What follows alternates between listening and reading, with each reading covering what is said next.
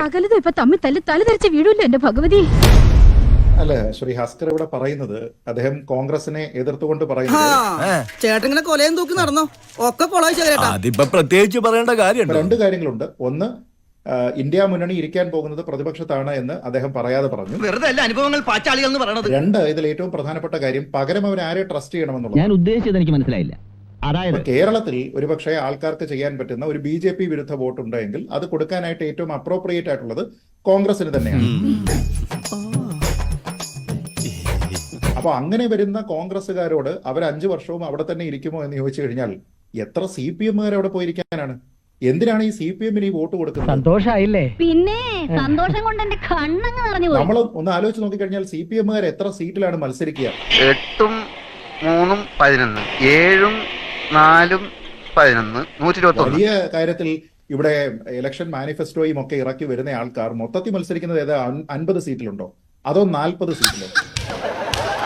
അത്ര സീറ്റുകളിൽ മാത്രം മത്സരിച്ചതിന് ശേഷം ഞങ്ങളിവിടെ ഭരണഘടനാ സംരക്ഷകരാണ്, ഞങ്ങളിവിടെ ജനാധിപത്യത്തിന്റെ കാവലാളാണ്, ഒരു മനുഷ്യനെ കുറച്ചൊക്കെ ഔചിത്യം, ഞങ്ങളാണ് ന്യൂനപക്ഷ സംരക്ഷകർ എന്ന് പറയുമ്പോൾ കേരളത്തിൽ മാത്രമേ ഈ ന്യൂനപക്ഷങ്ങൾ ഉള്ളൂ.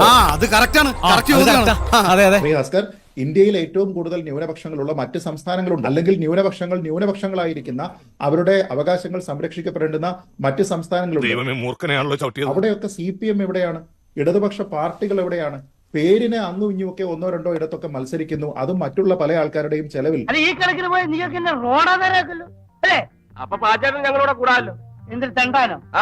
എന്നതിനപ്പുറത്തേക്ക് CPM എവിടെയാണ് ഇരിക്കുന്നത്? ഇവിടെയുള്ള ആൾക്കാർക്ക് BJP വിരുദ്ധ വോട്ടാണ് ചെയ്യേണ്ടതെങ്കിൽ അത് കോൺഗ്രസ് തന്നെയാണ്. എന്താണെന്നറിയില്ല, ഈ ഇടയായിട്ട് എന്റെ മുഖത്ത് ഭയങ്കര ക്ഷീണം. നീ ശ്രദ്ധിച്ചിട്ടുണ്ടോ?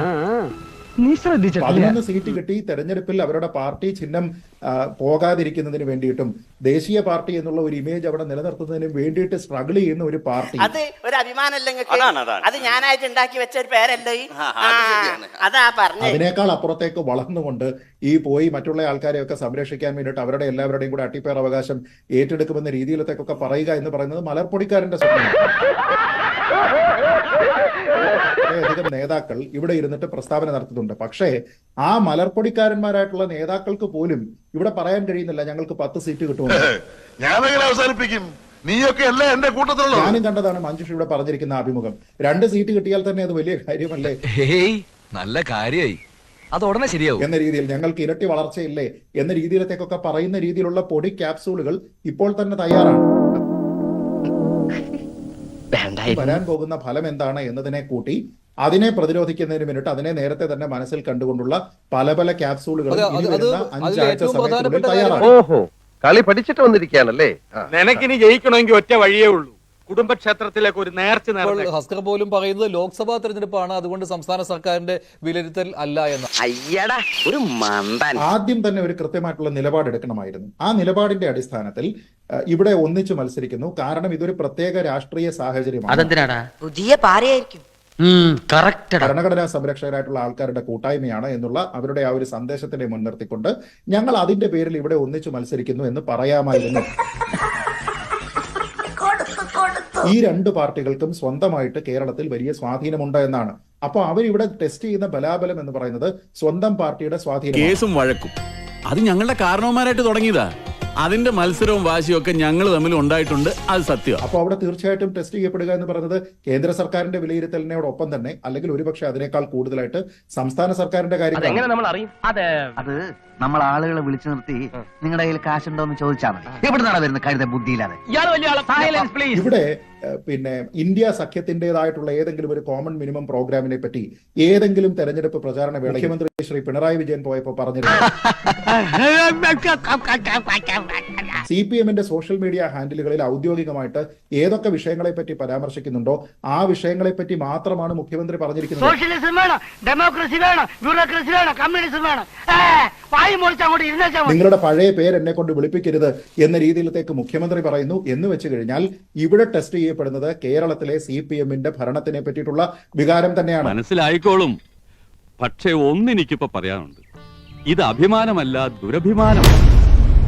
പക്ഷേ ഇദ്ദേഹത്തിന്റെ കാര്യത്തിൽ ഒരു പ്രശ്നമുള്ളത്, അദ്ദേഹം മന്ത്രിസ്ഥാനത്ത് ഇരുന്നുകൊണ്ടാണ് വിമർശിക്കുന്നത്.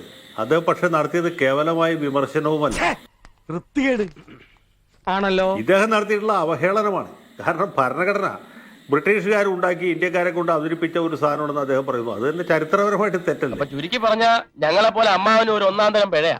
1947 ഇന്ത്യക്ക് സ്വാതന്ത്ര്യം കിട്ടിയതിനു ശേഷമാണ് ഈ ഭരണഘടനാ അസംബ്ലിയുടെ പ്രവർത്തനം സജീവമായത്. എത്ര പാടിയിട്ടും ഒരു പ്രയോജനവും ഇല്ല ചേട്ടാ. ഡോക്ടർ അംബേദ്കറുടെ നേതൃത്വത്തിൽ ഇവിടെ ഒരു ഡ്രാഫ്റ്റിംഗ് കമ്മിറ്റി ഉണ്ടാക്കി. അപ്പൊ അദ്ദേഹം ഈ ഡ്രാഫ്റ്റിംഗ് കമ്മിറ്റിയെ അതുപോലെ ഭരണഘടനാ ശില്പികളെ തന്നെ അവഹേളിച്ചിരിക്കുകയാണ്. ഞാൻ അപ്പോഴേ പറഞ്ഞാണ് ഉമ്മാരോട് ഇതൊന്നും ഏക്കൂലെന്ന് എന്ത് തോന്നിയ നിങ്ങൾ കാണിച്ചത്. അത് ബ്രിട്ടീഷുകാരുടെ ചട്ടകമായിരുന്നു, ബ്രിട്ടീഷുകാരുടെ ആജ്ഞാനുവർത്തികളായിരുന്നു എന്ന് പറയുന്നു. അത് തന്നെ തെറ്റാണ്. അതങ്ങനെ ചുമ്മാ പറഞ്ഞ് അവസാനിപ്പിക്കാൻ നോക്കില്ല. ചരിത്രപരമായിട്ട് തെറ്റാണ്, രാഷ്ട്രീയമായിട്ട് തെറ്റാണ്, ഭരണഘടനാപരമായിട്ട് തെറ്റാണ്. അപ്പൊ അത് തന്നെ തെറ്റാണ്. അതിന് അദ്ദേഹം ആദ്യം തന്നെ മാപ്പ് പറയും. നടക്കണ്ട. രണ്ടാമത് അദ്ദേഹം ഭരണഘടനയിലെ വ്യവസ്ഥകളെ ദുർവ്യാഖ്യാനം ചെയ്യുന്നു. ഭരണഘടന ആൾക്ക് തീരെ വിദ്യാഭ്യാസം വിവരമൊന്നും ഇല്ലേ, വിഡ്ഢിത്തിരെ പറയുള്ളൂ. തൊഴിലാളികളെയും അതുപോലെ അധ്വാനിക്കുന്ന ജനവിഭാഗത്തെയും അവഹേളിക്കുന്നതിന് വേണ്ടി, അവരെ ചൂഷണം ചെയ്യുന്നതിന് വേണ്ടിയാണ്, കൊള്ളയടിക്കുന്നതിന് വേണ്ടിയിട്ടാണ് നോക്കുന്നത്. അത് അതിനേക്കാളും വലിയ തെറ്റാണ്. അപമാനിക്കരുത്. ഭരണത്തിന്റെ ഇടനാടികളിൽ ഇന്ന് വരെ ആരും എന്നോട് ഇങ്ങനെ ഇടപെട്ടിട്ടില്ല. മൗലികാവകാശങ്ങളിലും നിർദ്ദേശക തത്വങ്ങളിലും ഒക്കെ തൊഴിലാളി വർഗത്തിന്റെ അല്ലെങ്കിൽ അധ്വാനിക്കുന്നവരുടെ അവശ്യ വിഭാഗങ്ങളുടെ ഉന്നമനത്തിന് വേണ്ടി എത്ര എത്ര വ്യവസ്ഥകളുണ്ട്. സമത്വത്തിന് വേണ്ടിയുള്ള അവകാശം. മാത്രമല്ല, 47-50 കാലത്താണ് ഈ രാജ്യത്തെ പ്രധാനപ്പെട്ട എല്ലാ തൊഴിൽ നിയമങ്ങളും ഉണ്ടായിട്ടുള്ളത്. ഇൻഡസ്ട്രിയൽ ഡിസ്പ്യൂട്ട് ആക്ട് ആണെങ്കിലും ഫാക്ടറീസ് ആക്ട് ആണെങ്കിലും ഇതൊക്കെ ഇവിടെ ഉണ്ടാക്കിയത് ആരാണ്? ഇതൊക്കെ മാർക്സിസ്റ്റ് പാർട്ടിയുടെ ഭരണഘടന അനുസരിച്ച് ഉണ്ടായതാണോ? അല്ല, ഇന്ത്യൻ ഭരണഘടനയിൽ നിന്നും ഉണ്ടായി വന്നതാണ്. ഇപ്പോഴാണ് ശരിക്കും ശശിയായത്.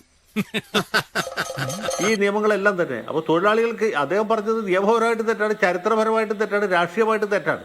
അതിന് അദ്ദേഹം പ്രത്യേകം മാപ്പ് പറയുന്നത്. പുറത്തിറങ്ങാൻ പറ്റാത്ത അവസ്ഥയല്ലോ.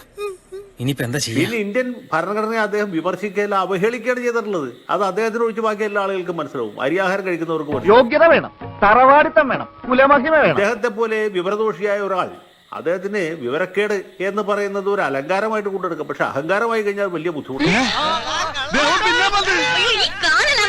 അദ്ദേഹത്തെ മുഖ്യമന്ത്രി ഇടപെട്ട് തിരുത്തണം. അദ്ദേഹത്തെ മന്ത്രിസഭയിൽ നിന്ന് കുറച്ചു കാലത്തെങ്കിലും ഒഴിവാക്കണം. കൂടണ്ട, താൻ പോക്കോ.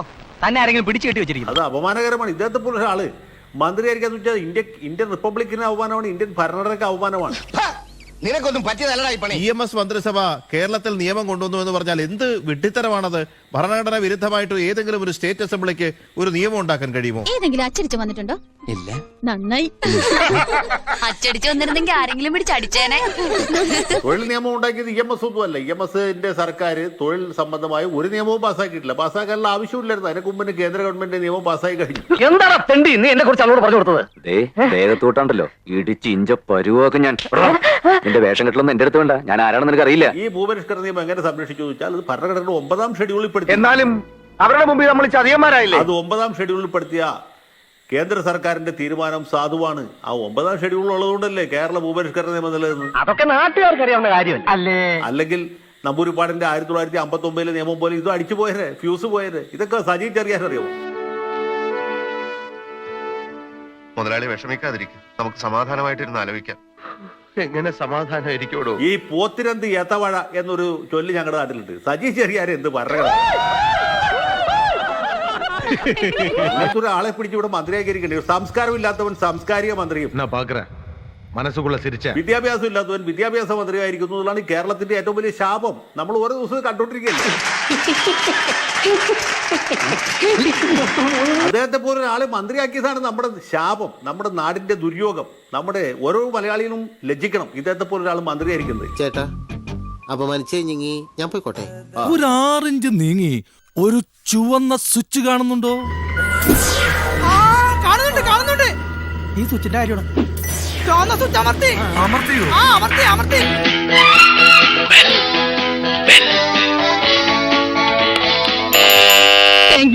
ഈ ഉപകാരം മറന്നാലും ഞാൻ മരിക്കില്ല. ഇതൊക്കെ എന്ത്? അപ്പോ നാളെ നേരത്തെ തന്നെ ഇങ്ങോട്ട് എത്തണം കേട്ടോ? ശരി.